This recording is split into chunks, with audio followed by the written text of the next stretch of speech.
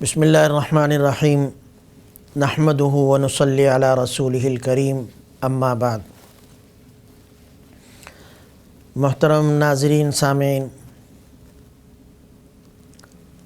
حج کے دیگر فوائد میں سے ایک بہت بڑا فائدہ یہ ہے کہ اس حج اور عمرے کی برکت سے مسجد نبوی کی حاضری کی سعادت نصیب ہوتی ہے، حضور اقدس صلی اللہ علیہ وسلم کے روضہ اقدس کی زیارت ہوتی ہے اور آپ کی خدمت عالیہ میں سلام پیش کرنے کی سعادت حاصل ہوتی ہے۔ مدینہ منورہ جو پہلے کسی زمانے میں یثرب تھا، حضور اکرم صلی اللہ علیہ وسلم کے تشریف لانے سے یہ مدینہ منورہ بنا۔ اس کے اور بہت سارے اچھے اچھے خوبصورت نام ہیں، طابہ، طیبہ، اور تو مدینہ منورہ یہ خود ایک فضیلت کی چیز ہے اور بہت عظیم شہر ہے۔ یہاں آقا نامدار سرکار دو عالم محمد مصطفیٰ احمد مجتبیٰ صلی اللہ علیہ وسلم قیام فرما ہیں، تشریف فرما ہیں۔ مدینہ منورہ اس کے لیے حضور اکرم صلی اللہ علیہ وسلم نے دعا فرمائی۔ جب صحابہ کرام ہجرت کر کے مدینہ منورہ پہنچے تو بہت سے صحابہ کو مدینہ منورہ کی آب و ہوا موافق نہیں آئی، بیمار پڑ گئے، بخار ہو گیا، اور صحابہ کرام مہاجرین مکہ مکرمہ کو یاد کر کے روتے تھے۔ تو حضور اکرم صلی اللہ علیہ وسلم نے دعا فرمائی کہ اے اللہ، ان کے دلوں میں مدینہ کی محبت پیدا فرما دے، مکہ سے بھی زیادہ محبت پیدا فرما دے، اور یہاں کی بیماری کو اے اللہ باہر منتقل کر دے، وبا کو باہر منتقل کر دے۔ اور غالباً حضور اکرم صلی اللہ علیہ وسلم کی اس دعا کا ہی یہ اثر اور نتیجہ ہے کہ آج مسلمان باوجود اس بات کے کہ مکہ مکرمہ زیادہ افضل ہے، اس میں نماز پڑھنے کا ثواب 1 لاکھ کے برابر ہے، اس میں نیکی کرنے کا ثواب 1 لاکھ کے برابر ہے، وہاں بیت اللہ ہے، اللہ تعالیٰ کی تجلیات کا مرکز ہے، لیکن مسلمان مدینہ منورہ کو زیادہ محبت سے یاد کرتے ہیں اور اس کا تذکرہ زیادہ شوق سے کرتے ہیں۔ یہ حضور اکرم صلی اللہ علیہ وسلم کی اس دعا کا نتیجہ ہے۔ اور وہاں مسجد نبوی ہے، 3 بڑی مسجدوں میں سے ایک مسجد حرام، مسجد اقصی اور مسجد نبوی۔ تو مسجد نبوی ایک بڑی مسجد ہے۔ بخاری اور مسلم کی روایت میں اس مسجد میں کے مطابق اس مسجد میں ایک نماز کا ثواب 1000 کے برابر ہے، جبکہ ابن ماجہ کی ایک روایت ہے کہ 50,000 نماز کا ثواب ملتا ہے ایک نماز کا۔ بہرحال مسجد نبی کی اپنی فضیلت ہے۔ پھر حضور اکرم صلی اللہ علیہ وسلم کی خدمت میں سلام پیش کرنا۔ حضور اکرم صلی اللہ علیہ وسلم نے فرمایا کہ جو شخص مجھ پر درود سلام بھیجتا ہے دور سے تو وہ مجھ تک پہنچایا جاتا ہے، فرشتے پہنچاتے ہیں، اور جو قریب سے مجھے سلام کرتا ہے، مجھ پر درود پڑھتا ہے، میں خود سنتا ہوں اسے۔ تو کتنی بڑی بات ہے۔ تو حضور اکرم صلی اللہ علیہ وسلم کی خدمت میں حاضر ہو کر سلام عرض کرنا یہ ایسا ہی ہے جیسے کہ ایک شخص اس کے پاس اس کے کسی عزیز ترین دوست کا خط آئے، اس نے اس میں سلام لکھا ہو تو اس سے بھی خوشی ہوتی ہے۔ کوئی آدمی پیغام لے کر آیا کہ فلاں نے آپ کو سلام پہنچایا ہے تو اس سے بھی خوشی ہوتی ہے، لیکن اگر وہ آدمی خود آ جائے اور خود آ کر سلام عرض کرے تو اس سے زیادہ خوشی ہوتی ہے۔ تو حضور اکرم صلی اللہ علیہ وسلم کی خدمت میں حاضر ہو کر سلام عرض کرنا یقیناً یہ ایک بہت بڑی فضیلت کی بات ہے۔ خود حضور اکرم صلی اللہ علیہ وسلم نے ارشاد فرمایا کہ جس نے میری قبر کی زیارت کی اس نے میری ہی زیارت کی، اور ایک حدیث میں ہے کہ حضور اکرم صلی اللہ علیہ وسلم نے فرمایا کہ جس نے میری زیارت کی، میری قبر کی زیارت کی، اس کے لیے میری شفاعت واجب ہو گئی۔ اور حضور اکرم صلی اللہ علیہ وسلم کی ایک حدیث ہے کہ حضور اکرم صلی اللہ علیہ وسلم نے فرمایا جو حج کے لیے آیا اور وہ میری زیارت کو نہیں آیا، فقط جفانی کے الفاظ ہیں کہ اس نے میرے ساتھ زیادتی کی ہے۔ اور واقعتاً یہ زیادتی ہے کہ وہ عظیم ہستی کہ جس کی بدولت ہمیں یہ سارا دین ملا، دین اسلام، جس کو اللہ تعالیٰ نے سب سے پسندیدہ دین قرار دیا، جس کو اپنی نعمت قرار دیا۔ حضور اکرم صلی اللہ علیہ وسلم کے ذریعے سے ہمیں آپ کے طفیل ہمیں قرآن ملا، حضور اکرم صلی اللہ علیہ وسلم کے صدقے ہمیں نماز ملی، روزہ ملا، ساری چیزیں حضور اکرم صلی اللہ علیہ وسلم کے صدقے میں ملی۔ اور حضور اکرم صلی اللہ علیہ وسلم اس امت کے لیے کتنا تڑپتے رہے، دعائیں کرتے رہے، ہر وقت امت کی فکر کرتے رہے، اور مرتے وقت بھی دنیا سے جاتے جاتے بھی حضور اکرم صلی اللہ علیہ وسلم نے اس امت کی فکر کی۔ اور کل جب میدان حشر میں بھی حضور اکرم صلی اللہ علیہ وسلم اس امت کی فکر میں ہی پریشان ہوں گے اور اس امت کی سفارش کے لیے اللہ تعالیٰ کی بارگاہ میں سجدہ ریز ہوں گے، تو اس امت کی ہی فکر کرتے رہیں۔ تو کیا امت والوں کا حق نہیں ہے کہ وہ جب وہاں پر پہنچیں اس ملک میں تو حضور اکرم صلی اللہ علیہ وسلم کی خدمت میں حاضر ہو کر سلام عرض کریں؟ اس لیے ہر حاجی اور ہر عمرہ کرنے والا اس کی کوشش ہوتی ہے کہ وہ وہاں پر جب حج اور عمرے کے لیے جائے تو حضور اکرم صلی اللہ علیہ وسلم کے دربار میں بھی حاضری دے اور آپ کی خدمت میں سلام عرض کرے، سلام پیش کرے۔ حضور اکرم صلی اللہ علیہ وسلم کی خدمت میں حاضر ہو کر سلام عرض کرنے کا بہت سے آداب علماء نے لکھے ہیں۔ سب سے بڑا ادب یہ ہے کہ وہاں جب تک رہے انتہائی ادب کے ساتھ رہے، زیادہ شور و شغب اور بلند آواز سے بات نہ کرے، درود شریف کی کثرت رکھے، حضور اکرم صلی اللہ علیہ وسلم کے روضہ اطہر کی طرف چلے تو نظریں نیچی جھکی ہوئی ہوں، انتہائی تواضع کے ساتھ، عاجزی کے ساتھ، انتہائی مؤدب ہو کر حضور اکرم صلی اللہ علیہ وسلم کی خدمت میں حاضر ہو۔ باب السلام سے حاضری ہوتی ہے۔ آج کل باقی ایک ہی دروازہ انہوں نے وہ کھولا ہوا ہے، باب السلام اسے کہتے ہیں، 1 نمبر دروازہ ہے۔ یہ سیدھا یہ دروازے سے چلیں تو سیدھا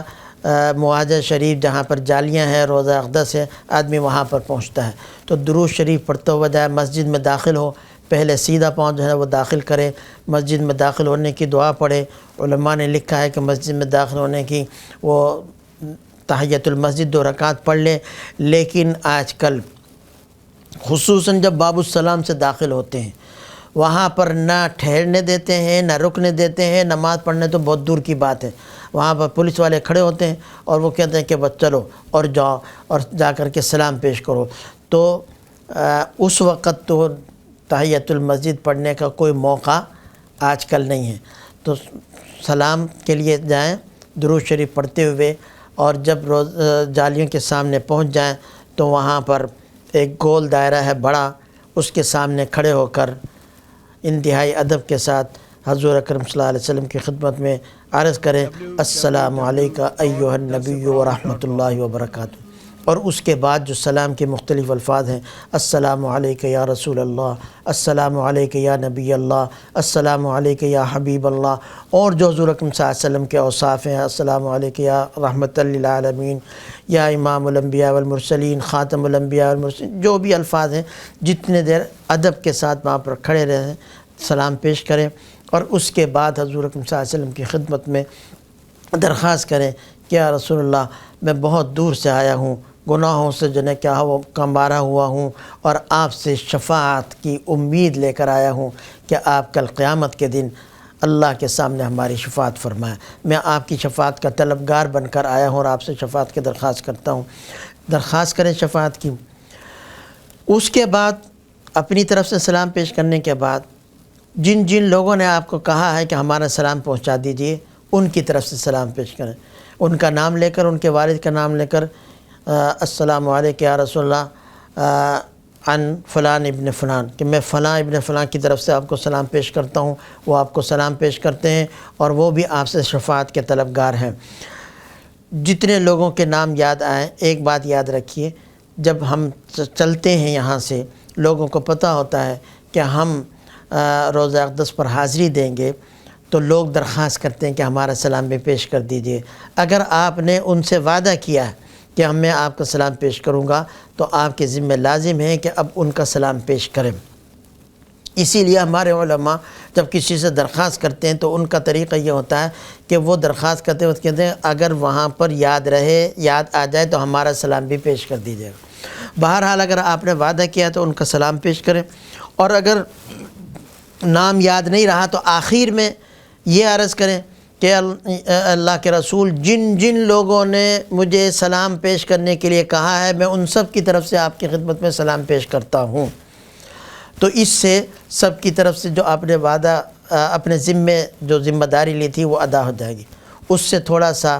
آگے سیدھے ہاتھ کی طرف ایک قدم ہو جائیں اور پھر حضرت ابو بکر صدیق رضی اللہ تعالیٰ عنہ کی خدمت میں سلام عرض کریں، السلام علیکہ یا امیر المومنین، السلام علیکہ یا سیدنا ابو بکر صدیق رضی اللہ تعالیٰ عنہ یا خلیفۃ المسلمین، ان الفاظ کے ساتھ۔ اور اس کے بعد پھر ایک قدم تھوڑا سا اور دائیں طرف ہٹ کے جب سلام پیش کریں گے تو آپ کی پشت قبلے کی طرف ہوتی ہے اور رخ جو ہے وہ جالیوں کی طرف ہوتا ہے، اس لیے میں کہہ رہا ہوں سیدھے ہاتھ کی طرف آپ ایک قدم بڑھیں گے تو سلام پیش کریں گے۔ حضرت عمر رضی اللہ تعالیٰ عنہ پر اگرچہ علماء نے لکھا ہے کہ واپس پلٹیں، دونوں پر سلام، پھر ایک مرتبہ حضور اکرم صلی اللہ علیہ وسلم کی خدمت میں سلام عرض کریں، لیکن آج کل وہاں پیچھے ایک قدم بھی ہٹنے نہیں دیتے۔ اور یہ سلام پیش کرنے کا جو میں نے طریقہ بتایا یہ تو اس وقت ہے جب کہ اطمینان کے ساتھ آپ وہاں پر کھڑے ہو کر سلام پیش کریں۔ بعض اوقات تو آدمی کو موقع مل جاتا ہے 2-4 منٹ کھڑے ہونے کا، بعض دفعہ اس سے زیادہ بھی، بعض دفعہ 1-8 منٹ ہی بس وہ پولیس والے کھڑے ہوتے ہیں اور وہ کہتے ہیں کہ بھئی آگے بڑھو، تو چلتے چلتے بھی آدمی رخ ان کا آپ کا جالی کی طرف ہو اور سلام پیش کرتے ہوئے آپ وہاں سے آہستہ آہستہ چلتے ہوئے چلے جائیں تو حضور اکرم صلی اللہ علیہ وسلم پر سلام پیش کریں، حضرت ابو بکر صدیق رضی اللہ تعالیٰ عنہ پر، حضرت عمر رضی اللہ تعالیٰ عنہ، اور اس طرح سے۔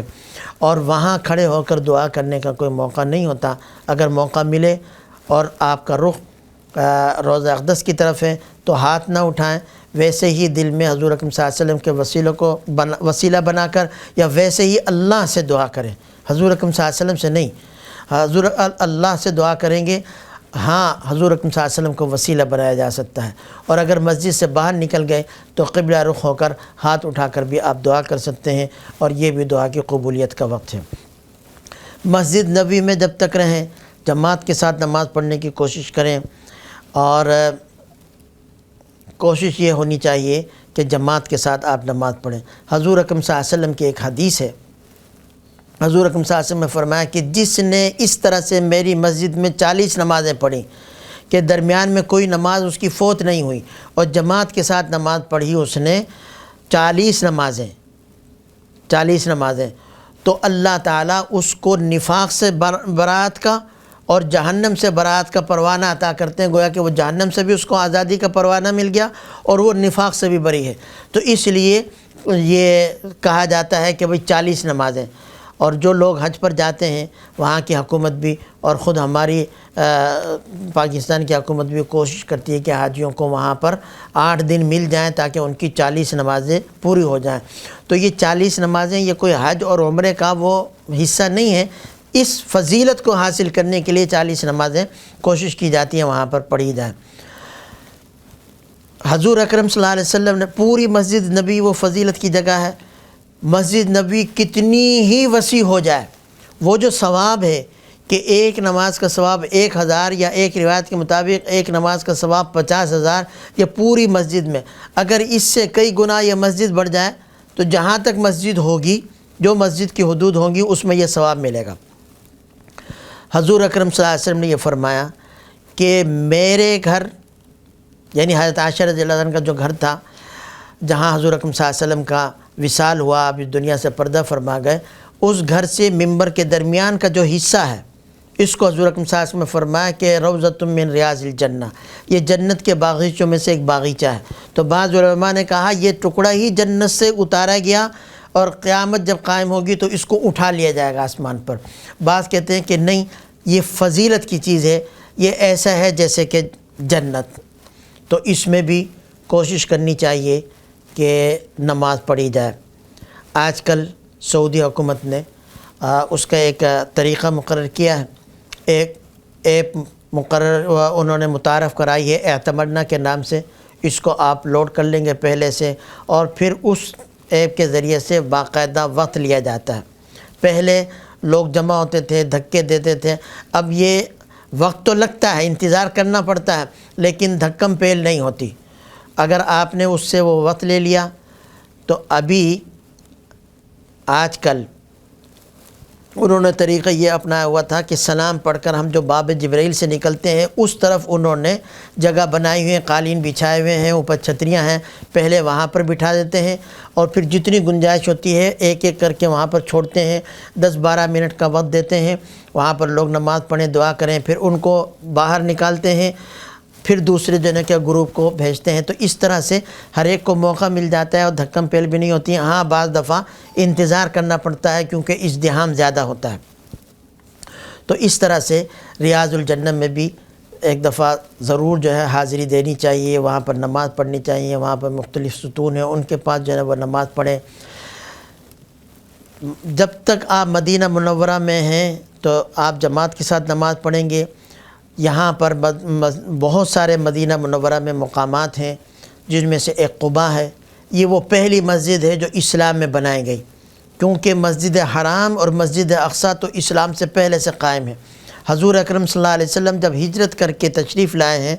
تو قباء میں آپ نے قیام کیا، اور سب سے پہلے آپ نے مسجد بنائی. یہ مسجد نبوی سے پہلے بنی ہے، اس لیے اسلام میں سب سے پہلی مسجد جو بنائی گئی وہ مسجد قباء ہے، اور جس کی اللہ تعالی نے تعریف کی کہ یہ وہ مسجد ہے جس کی بنیاد تقوی پر رکھی گئی ہے. حضور اکرم صلی اللہ علیہ وسلم کا معمول مبارک تھا کہ آپ ہفتے کے روز تشریف لے جایا کرتے تھے، اور حضور اکرم صلی اللہ علیہ وسلم نے فرمایا کہ جس نے اپنے گھر میں طہارت حاصل کی، پاکی حاصل کی، وہ قباء آیا اور اس نے 2 رکعت نماز پڑھی، اس کو 1 عمرے کا ثواب ملے گا. تو وہاں حاضری دینی چاہیے، وہاں پر 2 رکعت کم از کم پڑھنی چاہیے. اسی طرح سے احد پر حاضری دینی چاہیے، اور وہاں پر شہداء احد پر نماز وہ فاتحہ پڑھنی چاہیے. اور موقع ہو تو بقیع بھی آدمی جائے اور وہاں پر بھی حاضری دے اور سلام دینے کے ان کو کرے اور فاتحہ پڑھے. بقیع فجر کے بعد کھلتا ہے اور عصر کے بعد تھوڑے وقت کے لیے، اور وہاں عورتوں کو جانے کی اجازت نہیں، مردوں کو جانے کی اجازت ہوتی ہے. عورتوں کے لیے بھی سلام کا طریقہ یہی ہے، وہ روزہ اقدس کے سامنے تو ان کو حاضری کا موقع نہیں ملتا، وہاں پر تو پابندی ہے. البتہ ریاض الجنہ کا کچھ حصہ اور ریاض الجنہ کے قریب وہاں تک چھوڑتے ہیں، تو وہاں سے وہ سلام پڑھ لیں، اور اگر وہاں سے نہیں تو مسجد نبوی سے کہیں سے بھی سلام پیش کیا جا سکتا ہے. تو یہ مسجد مدینہ منورہ کے کچھ مختصر سے آداب ہیں، اور انتہائی ادب کے ساتھ، اور مسجد نبوی کے قیام میں درود شریف کی کثرت رکھے. یہ حضور اکرم صلی اللہ علیہ وسلم کا حق ہے. اللہ تعالی ہمیں حضور اکرم صلی اللہ علیہ وسلم کے دربار کی بھی حاضری نصیب فرمائے. وآخر دعوانا الحمدللہ رب العالمین.